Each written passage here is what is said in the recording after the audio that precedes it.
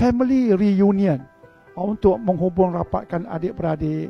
Yang keduanya untuk tidak melupakan orang yang telah mati. Sekadar itu dia okey. Tapi yang ketiganya, dan juga untuk menggembirakan roh-roh itu. Untuk menggembirakan roh-roh yang telah meninggal dunia. Maka dancing itu, tarian-tariannya untuk menggembirakan mereka. Dan ada juga versi yang mengatakan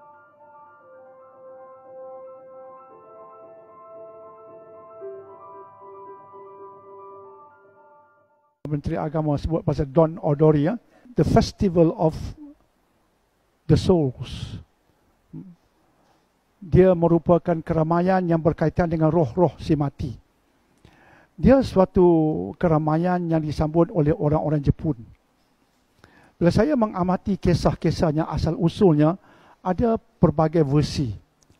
Salah satu versi yang diulang-ulangi ialah dikatakan salah seorang anak murid ataupun pengikut setia Buddha, dia mendapat tahu ibunya yang sudah mati hidup di alam sana bagi mereka sebagai hungry ghost, sebagai hantu yang lapar. Hantu yang lapar ini bukan bermaksud dia tengincok kodok ke karipap, tapi hantu yang lapar bagi mereka, hungry ghost, ialah dia menderita.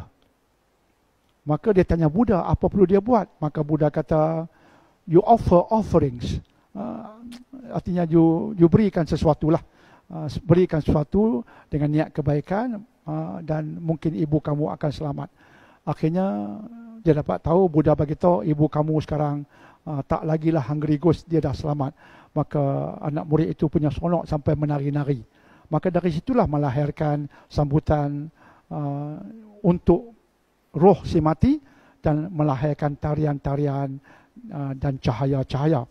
Akhirnya melahirkan festival yang dipanggil Odon ataupun DON, kalau dia kena sebut don, macam don betul lah, Don Odori, ya. Odori itu tarian. Odori itu maksud tarian. A certain form of dancing. Don tu macam satu plate, satu bekas yang kita masukkan mungkin makanan untuk diberikan pada sesuatu. Jadi dia satu pemberian dan dia ada tarian. Dan kalau kita baca tengok asal usulnya, tarian-tarian ini, pemberian-pemberian ini dan cahaya-cahaya pelita yang dibawa, dia di samping dia untuk apa? Pertama dia kata untuk family reunion, untuk menghubung rapatkan adik-beradik. Yang keduanya untuk tidak melupakan orang yang telah mati. Sekadar itu dia okey. Tapi yang ketiganya, dan juga untuk menggembirakan roh-roh itu. Untuk menggembirakan roh-roh yang telah meninggal dunia. Maka dancing itu, tarian-tariannya untuk menggembirakan mereka. Dan ada juga versi yang mengatakan mereka akan datang, sebab itu ada pelita yang menampakkan jalan bagi mereka. Kemudian mereka akan balik dan ada dancing, ada tarian yang dilenggang-lenggokkan dengan cara tertentu untuk menggembirakan roh yang balik. Betul, sambutan ini ada waktu dia. Waktu itu roh dikatakan balik. Jadi kesimpulannya, sambutan Don Odori ini, di samping ada tarian, ada makan minum, tapi ada juga sesuatu yang terhasil daripada sebuah kepercayaan terhadap roh. Kita beriman roh berada di alam barzah. Barzah ini suatu pemisah. Mereka pergi tidak akan kembali. Roh tidak akan kembali. Berbeza dengan apa yang agama ini sebutkan. Roh akan kembali, kita dancing untuk damaikan mereka. Ini sudah bercanggah dengan konsep roh. Sebab itu, secara umumnya Don Odori mungkin ada sambutan-sambutan, tapi apa-apa yang dilakukan yang ada unsur-unsur kepercayaan seperti ini, sebaiknya kita jauhi sama sekali.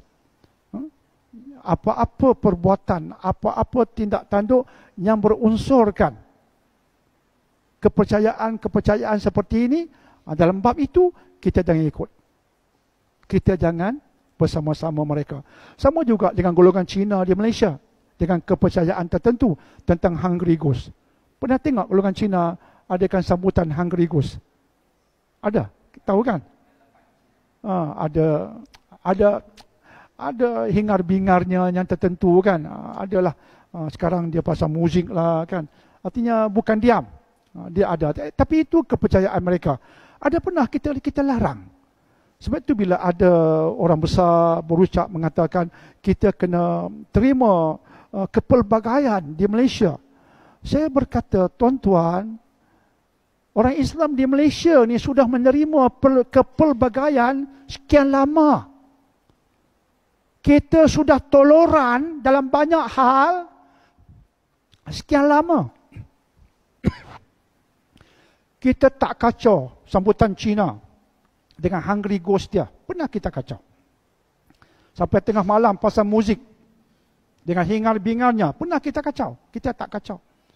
Kita ini orang Islam di Malaysia cukup toleran sekian lama. Sehingga ada puak-puak politik membuat kenyataan-kenyataan yang menyebabkan kita marah. Kenyataan yang tidak betul tentang agama Islam menyebabkan kita marah.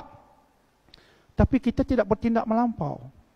Mungkin ada teguran, mungkin ada penulisan, tapi tak pernah kita melampau. Nak beritahu pada pemimpin, you all tolong sedar bahawa rakyat Malaysia yang Muslim ni telah sekian lama toleran dengan puak-puak kafir di Malaysia sekian lama. Sebab itu puak-puak kafir di Malaysia hidup aman, kenyang, senang di Malaysia sebab kita orang Islam toleran dengan mereka selama ini. Sama juga dengan sambutan Jepun, sudah disambut sekian lama. Tapi kita mengatakan ini saja. Apa-apa aktiviti yang ada unsur kepercayaan yang tak selari dengan Islam, umat Islam sebaiknya jangan bersama-sama meraihkan aktiviti dengan kepercayaan yang seperti itu. Itu saja. Mereka nak sambut, kita tak pernah menghalang pun. Kita tak pernah menghalang pun. Seperti sambutan-sambutan kafir yang lain. Kita tak pernah menghalang pun. Baik sungguh orang Islam di Malaysia. Berbeza dengan India. Berbeza dengan puak-puak Hindu di India tu. Orang Islam tak macam itu. Jadi ini yang pemimpin-pemimpin ketika berucap, cermat.